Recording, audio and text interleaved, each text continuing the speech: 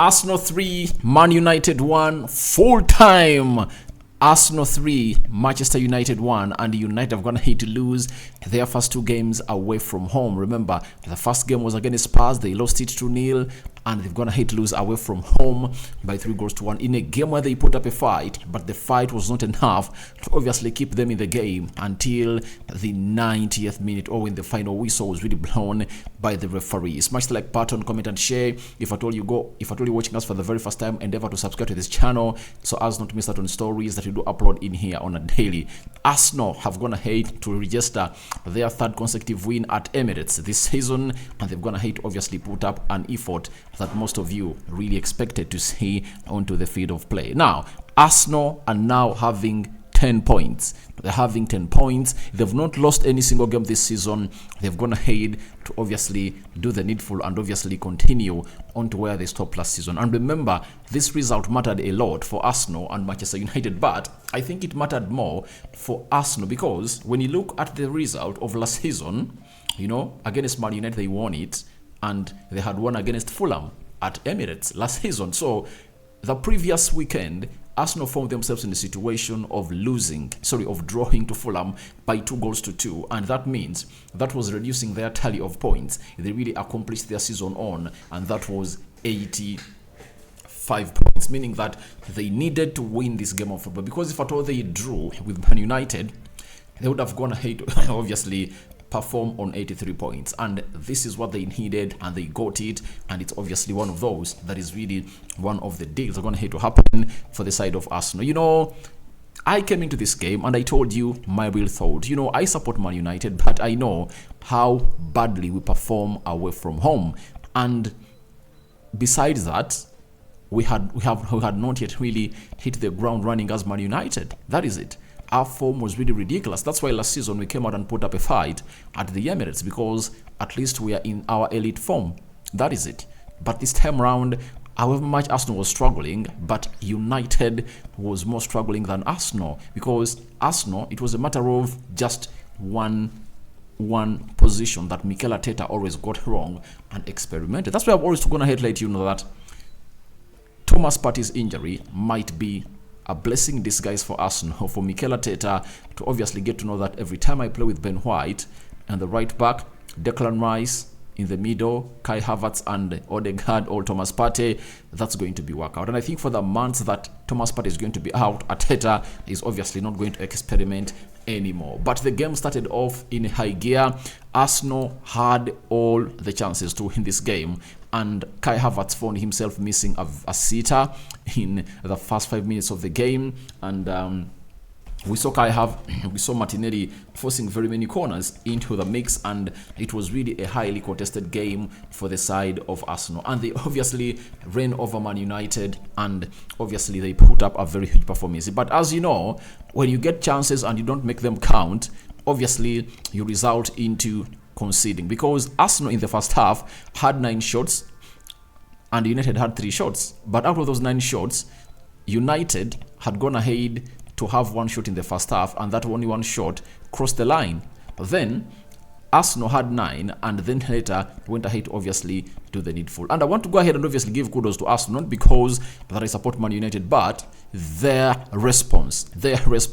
After Marcus Rashford ran down Ben White and Saliba and curled that ball into the back of the net in the 27th minute, it took Arsenal 28 minutes. It took Arsenal 1 minute. It took Arsenal 110 seconds to level up.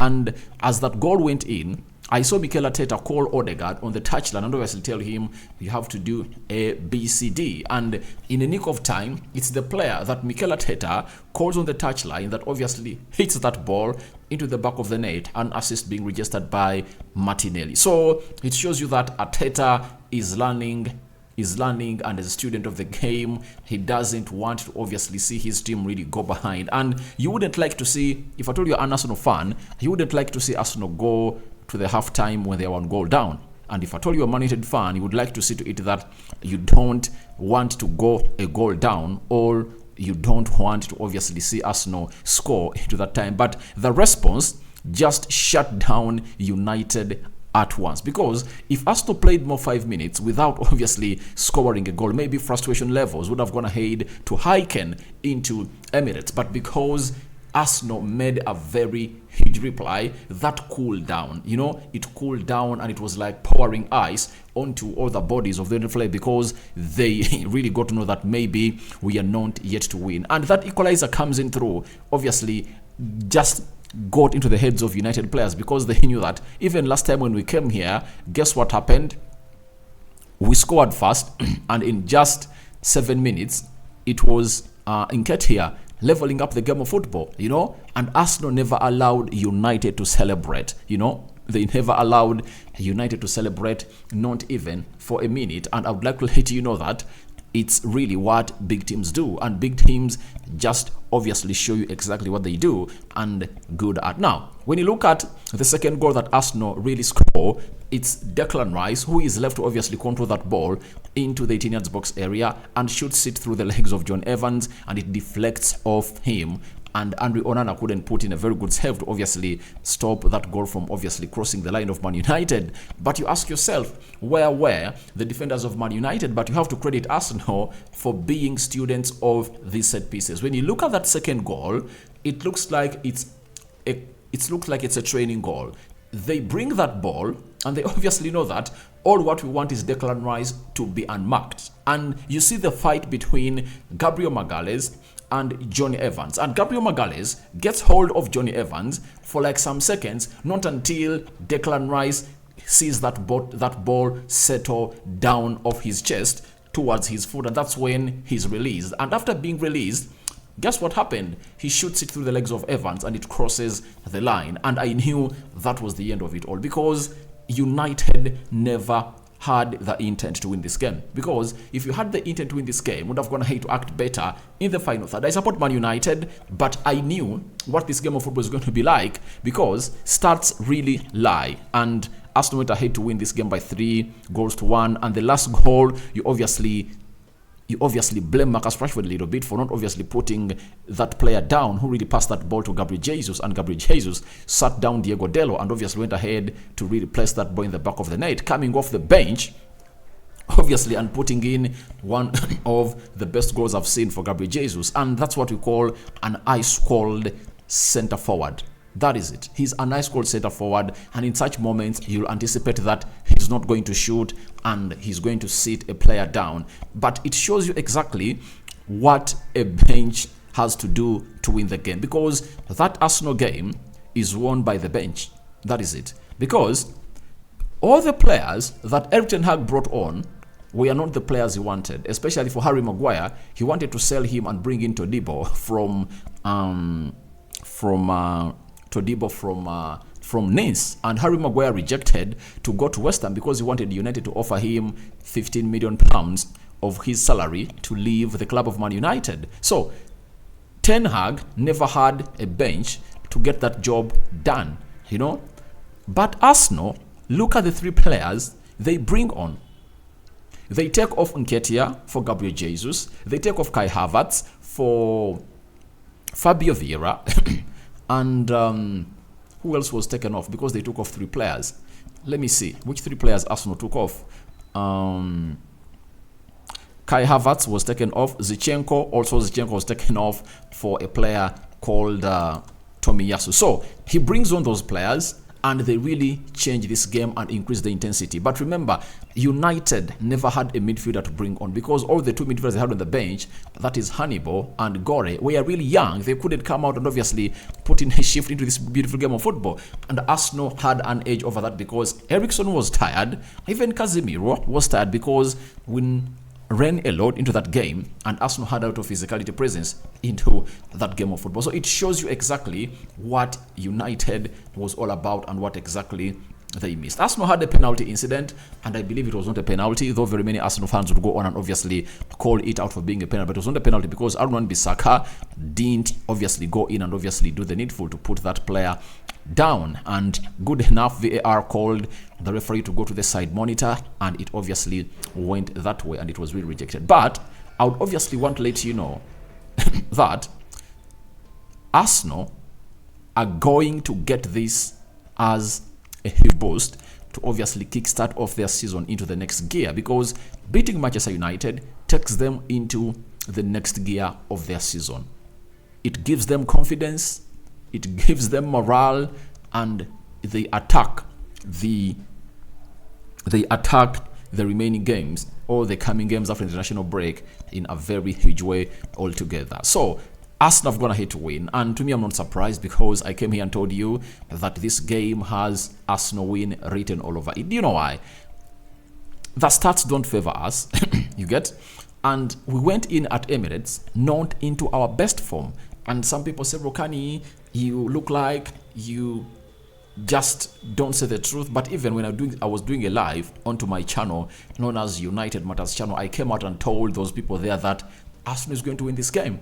And the best we could get out of this game was a draw. That's why you saw to it that even when it reached the 95th minute, with 3 minutes to go, the game was still 1-1. The only chances I saw that United got were 3.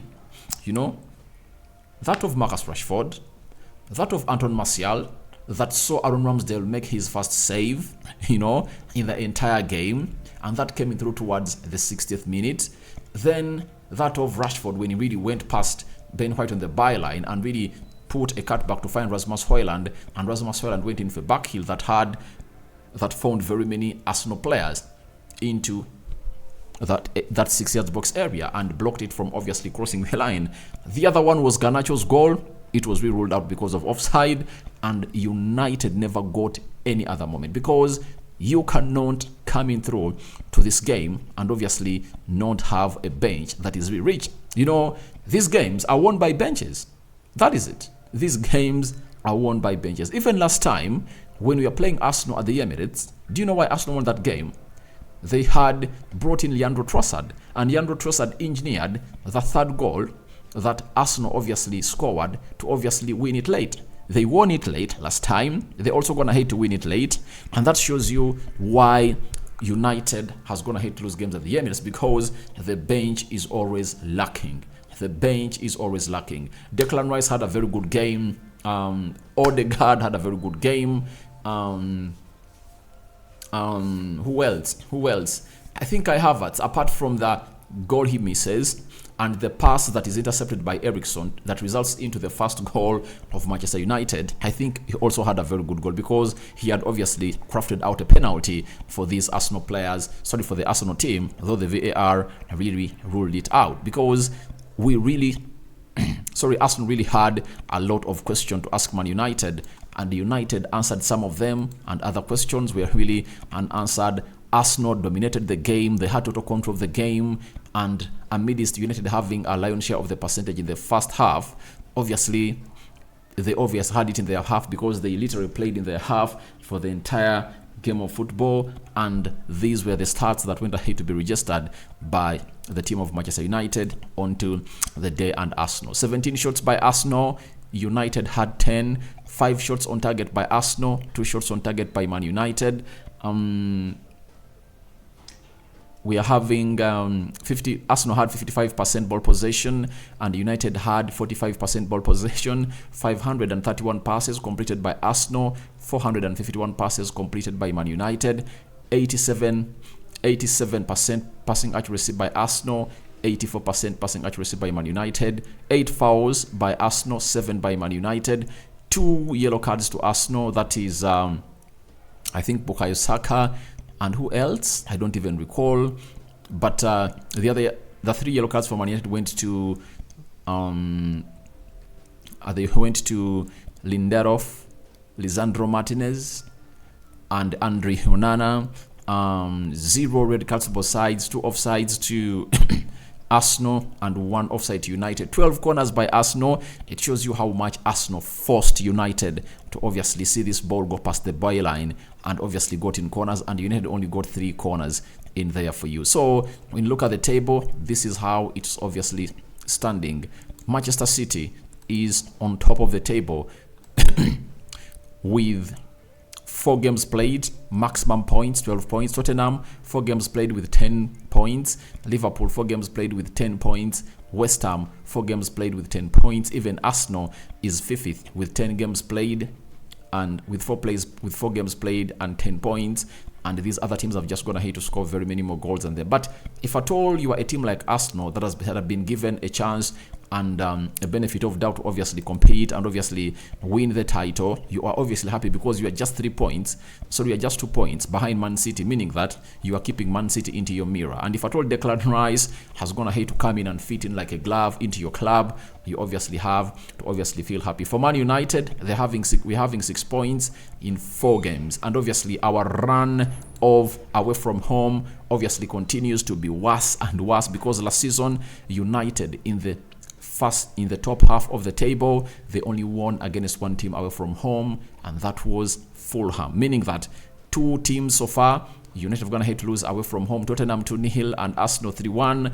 The same old history repeating, and let's wait and see how this is going to be. But this is a very huge boost for Arsenal. It takes them to the dreamland of obviously competing into coming through and obviously putting a shift and compete with Man City. Getting these 3 points is always huge, and even if they go to Old Trafford and lose, they obviously know that at least we've gone ahead to keep our record and respect at home. But the war is all about Bukayo Saka. Saka had only 1 chance and Andre Onana saved it, but he was really pocketed by Diego Dallo and he never moved an inch. He went unnoticed. That's it. I think Martinelli had a fair bit of the game because he obviously put himself in a situation that he gave Bissaka a very good job to do on the day. He kept him busy, but Bissaka also tried to do the needful, and nothing like a cross from him came out to obviously cost United. But I would like to thank the managers because you obviously saw them doing their game of chase,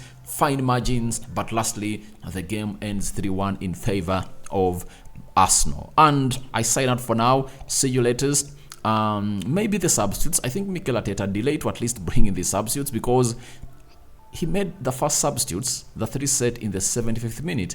I believe would have gone ahead to do a little bit earlier, like in the 60th minute. At least you bring on one, and then you get in the Jesus of this world to do the needful, because that midfield looked like it couldn't act something. Arsenal had, by the way, a lion's share of everything, but they looked like they are not threatening. They are not obviously making their possession count through especially the mid of the park. Yet I thought that they would have gone ahead to do the beautiful the bits and obviously give us the best of challenge in that midfield. I mean, look at the goals they scored. The only goal that was crafted out very well, I think, was the first one. The second one was a set piece. The third one, it was hitting United onto the break. I sign out for now. See you later. I cover you all in the precious blood of Jesus Christ. May the living true God bless you abundantly. That has been my analysis of Arsenal 3, Man United 1, and I'm heading to United Matters channel to give the United bit of it, and I've been giving the Arsenal bit of this game.